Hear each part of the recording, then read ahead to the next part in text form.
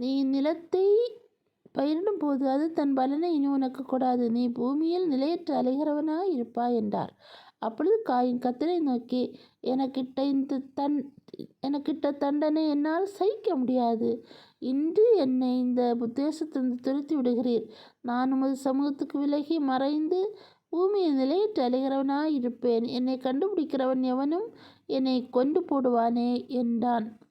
அப்பொழுது கர்த்தர் அவனை நோக்கி, காயினை கொல்லுகிற எவன் மேலும் 7 பழி சுமரும் என்று சொல்லி, காயினை கண்டுபிடிக்கிறவன் எவனும் அவனை கொன்று போடாதபடிக்கு கர்த்தர் அவன் மேல் ஒரு அடையாளத்தை போட்டார்.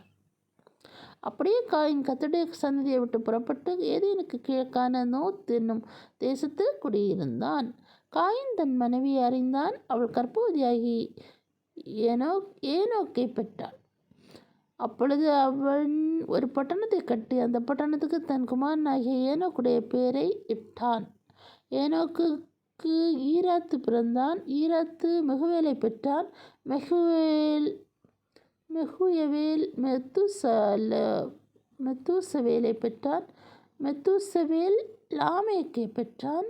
லாமேக்கு 2 ஸ்திரீகளை விவாகம் பண்ணினான். ஒருத்திக்கு ஆதாள் என்று பேர், மற்றொருத்திக்கு சில்லாள் என்று பேர்.